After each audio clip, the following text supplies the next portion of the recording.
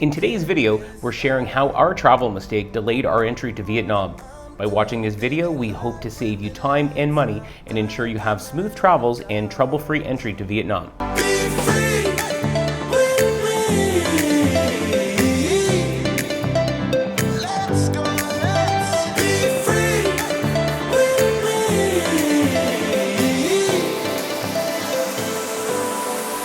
Janet didn't have a Vietnam visa by the time we arrived for check-in. So they are only letting us fly to Hong Kong.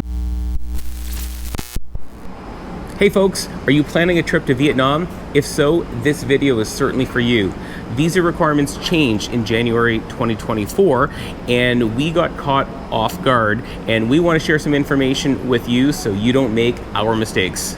Yes, we had been doing our research, of course, but when we got to the airport in Madrid, we were actually denied boarding because my e-visa had not been processed. So we thought that the visa on arrival was our backup option, and we were very wrong because of these changes. Okay, so in this video, we're going to talk about the new changes to the e-visa program, and we're also going to direct you to the official website and show you how to apply so it doesn't cost you extra money. That's right. We're also then going to give you some tips on completing the application. And finally, we're actually going to do a walkthrough to show you where the website is and what the application online looks like so that you know exactly what you're getting into before you apply for your tourist visa. Okay, so the biggest changes are that you can now apply for a 90-day tourist visa instead of 30, which is fantastic. And the other changes, visa on arrival is basically non-existent. And I think in certain circumstances, you can use it and you need a special letter and all that kind of stuff. So for the majority of people, visa on arrival is no longer an option. Yeah, you cannot expect to just show up at a port of entry and get your visa as we understand you could in the past. Right. So that is a huge change, and that is what caught us because we were using the visa on arrival as like our backup plan if my e-visa didn't come in. So just trust us, this is no longer an option. The other tip we want to talk about was the websites. It is not clear. When you Google apply for a visa online or apply for e-visa Vietnam, you will get so many websites, and they will even say official website and tourism website. So when we do the walkthrough, we will definitely show you that website, and we will link it below as well if possible, because all these other websites, when you click to apply, there's going to be an additional fee on top, and that ranges. They're going to guarantee that you get your visa. They're going to guarantee you get it in a certain amount of time. And if you want it expedited, which if you need it, these services are available, but it's not necessary. You can apply online through the official government website, get your e-visa, no problem. So we will walk you through that in the end. Yep. All right, so make sure you complete your application early. Don't do like Mitch and Jan did, because that might not be good. The website says it can take up to 3 business days to process your application. It took 3 for mine, and it took 4 for Jan's e-visa to come in. So give yourself enough time. My suggestion is do it, a couple of weeks before. I'm not sure how early you can do it, but I think you can do it, probably months in advance. And a couple of important things that you need to know. You need to know your exact dates that you're entering Vietnam and leaving Vietnam. And make sure, because you could be flying one day and arriving in Vietnam the next day, so you want to make sure you get your dates correct. You also need to know your port of entry and which port you're leaving from. You need 6 months left on your passport from the date of entry, and they also require 1 free page in your passport. Okay, so what we're going to do now, we're actually going to go online and we're going to show you guys where the website is. We're going to walk you through actually doing the e-visa so you can see exactly what it's like, and hopefully that helps you, and we'll give some tips along the way. Let's go do that. All right. Okay, so the first thing we're going to do is just search e-visa Vietnam, so you can see I will help you, Vietnam visa, A lot of stuff. Application online, and then so about the fifth or sixth one down, these are the actual portals. Don't worry about taking a note of this because we will leave that in the link below. Then we want to go, obviously, for foreigners. We're just covering the tourist visa here. If you're going for work or you're being sponsored or whatever, we did the single entry tourist visa, so that's what we're covering here today. So then you get, this page comes up, and yes, you will have to take a mugshot of yourself. And Mitch, you did that, right? I You did. did that part, and it was just, I think you just took our mugshot. Exactly. No, very, against very a easy. blank wall. Yep.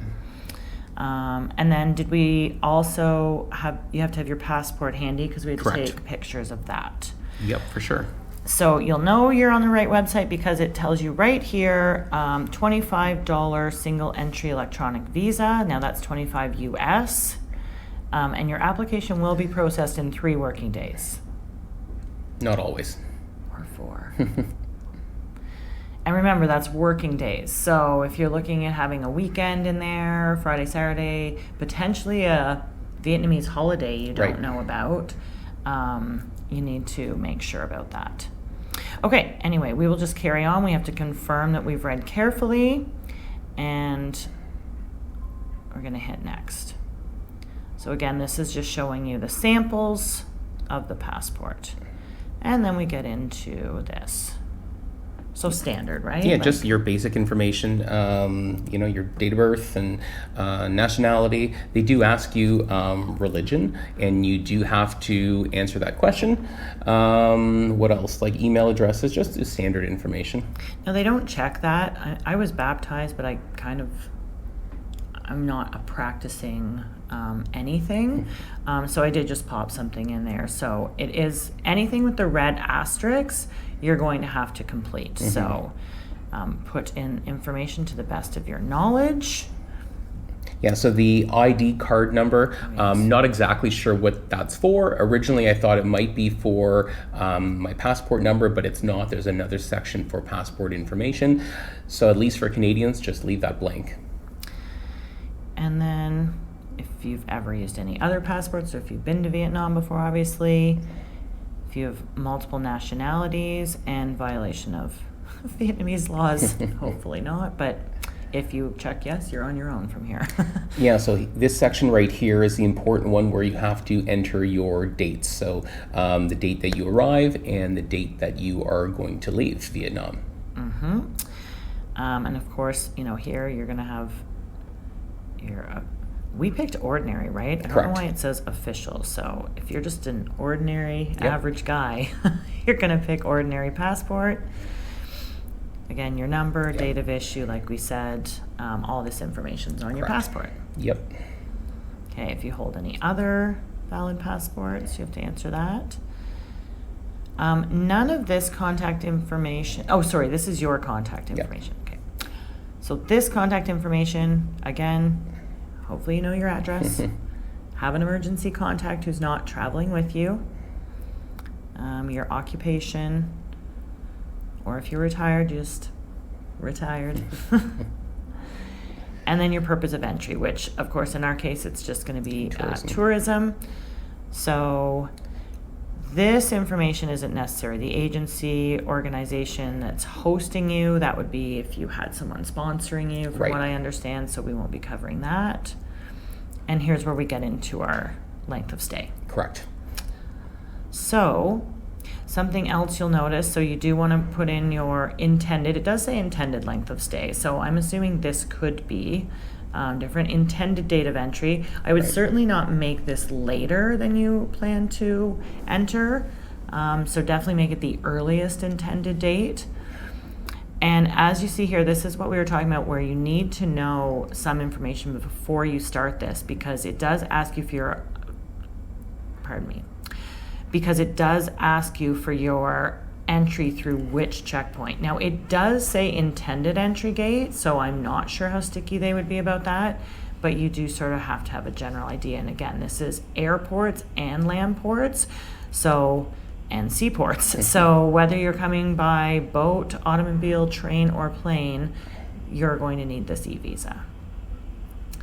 Again, exit through the checkpoint that you intend to leave from. So it's best to have a good idea. I don't know how sticky they'd be about that. Right. We can't inform you on that. We knew we were landing in Da Nang and leaving from Da Nang, so that was easy enough for us. Right. But when it says intention, that's okay.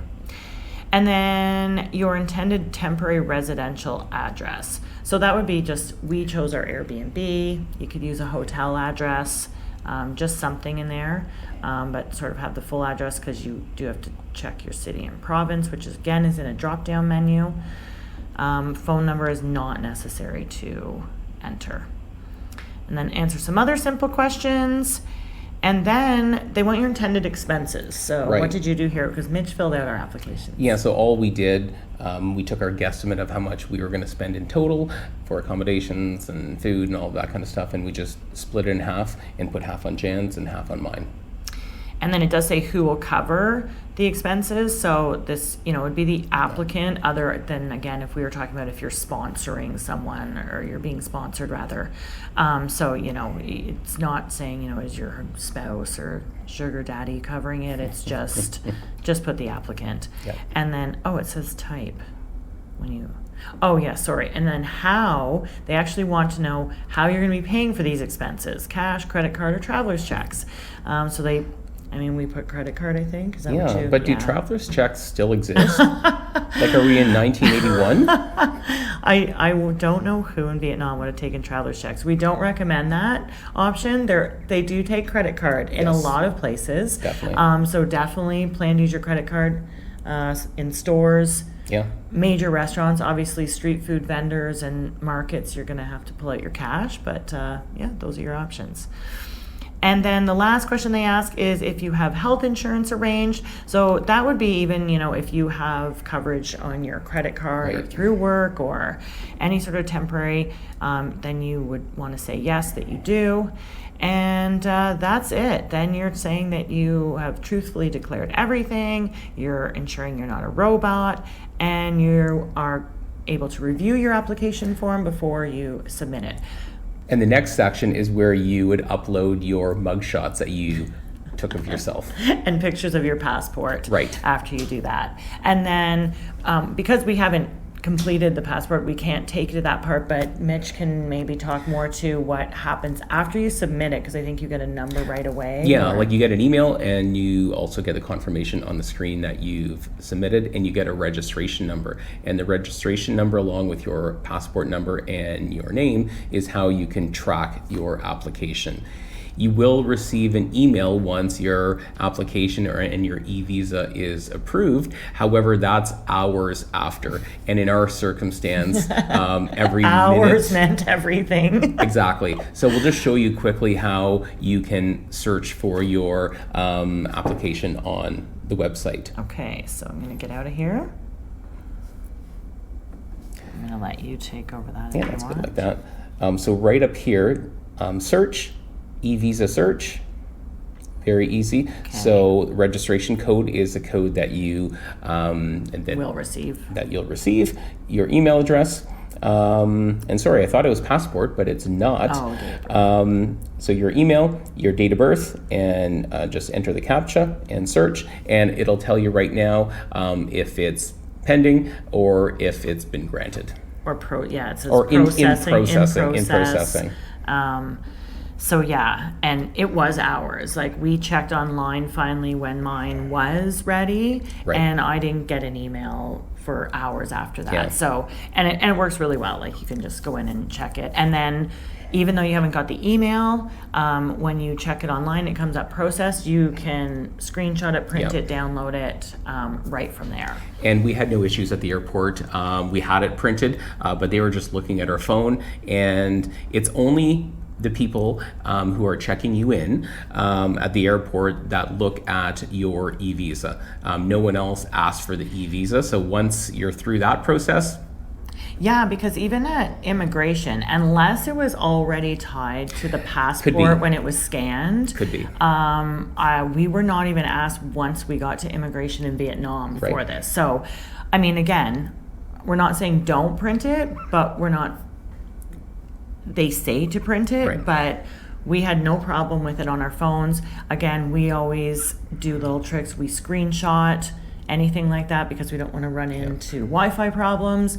We send each other's visas, copies of passports, all that. That's just maybe general travel tips.